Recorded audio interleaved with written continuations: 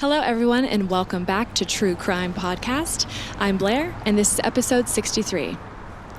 As we discussed on last week's episode, the police believe that a karambit knife may have been used in these three grisly murders. The killer left behind a calling card at each of the crime scenes in the form of a swirling symbol that hasn't been identified yet. Now, this is interesting. Some experts theorize that the killer may have a limp in his left leg due to the unusually deep footprints on the right side seen at the crime scene. This led authorities to two main suspects: Fred Shaw, a local historian, and Andy Roberts, a security guard, both of whom I'm going to meet with tomorrow, as well as a third suspect that I believe is worth looking into. First, Fred Shaw, a historian who was the first suspect that authorities looked into. Along with other evidence they found, he has a limp that matches the footprints.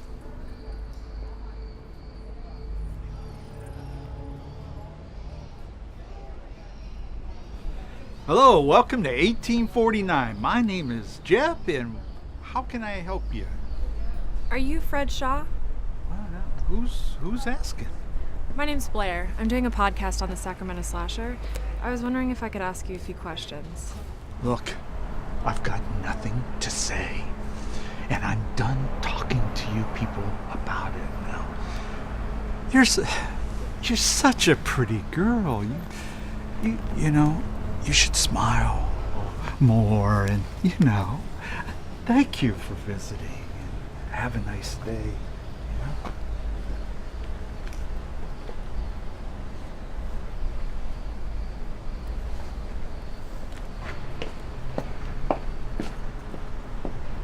The second suspect, Andy Roberts, is now a security guard.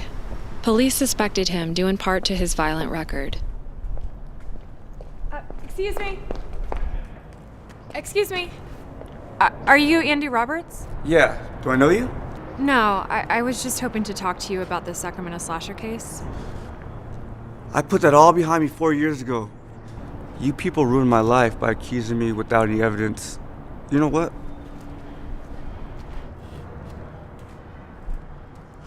Look, I just had a couple of questions for you about your alibi the night of the first murder. You were never able to prove where you were.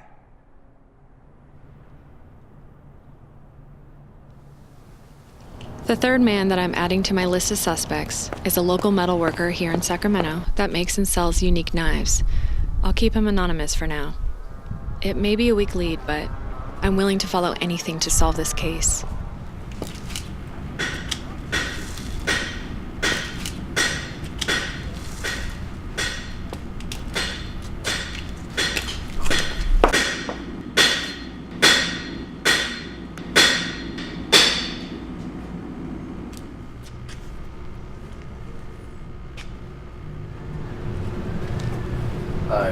How can I help you? Yeah, I'm looking for a karambit knife. It's about 4 inches long, similar to this one. Yeah, I have one that I made. It's in the back, but it's not for sale. Come take a look if you want. Yeah. Okay.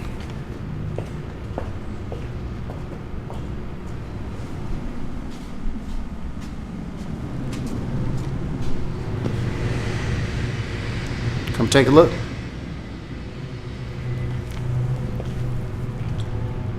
How long ago did you make this?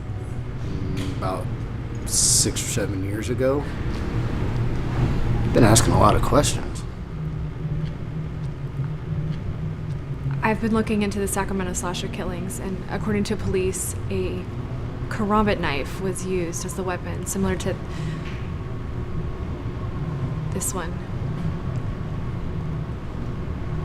I'm sorry, I actually have to run.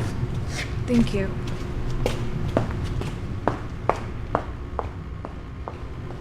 After meeting with all three suspects, I've hit a dead end.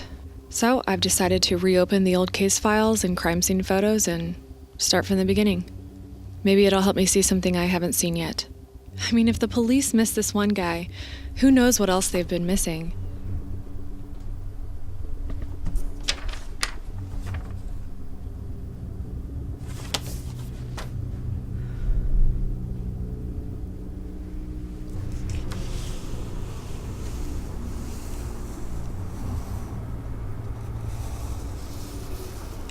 I was looking at the old coroner's photos from the first victim in 2014.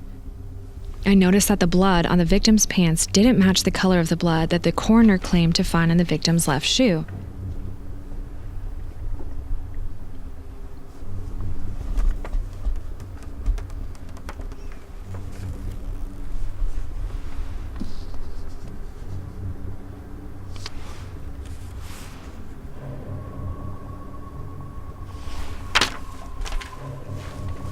There's only one place that I can find that had red clay.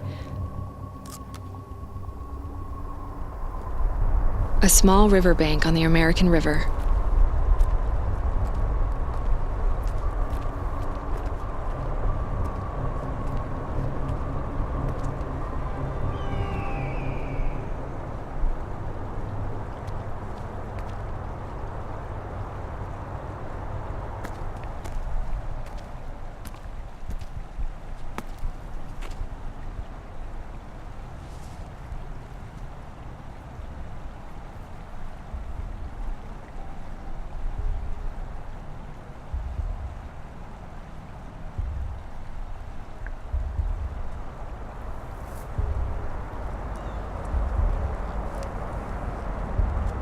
The police believed that the first victim was killed where the body was found. But with the new evidence I've discovered, I believe that the body was killed at a red clay riverbank on the American River due to the red clay on the only shoe on the victim's body and the matching shoe that I found on the riverbank.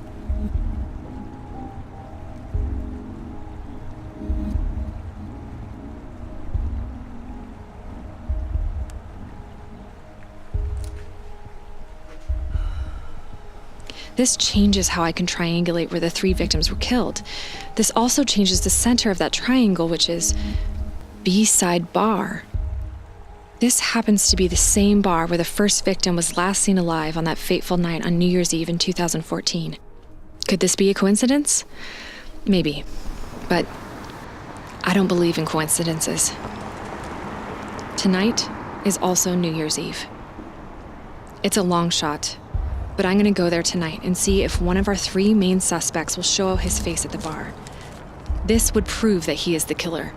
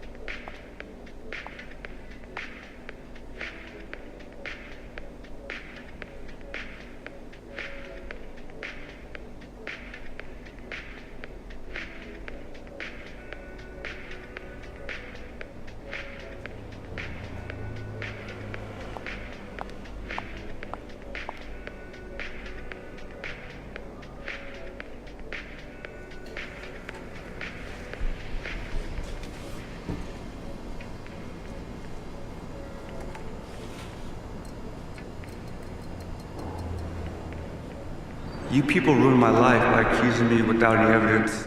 You're such a pretty girl. You know, you should smile. You've been asking a lot of questions.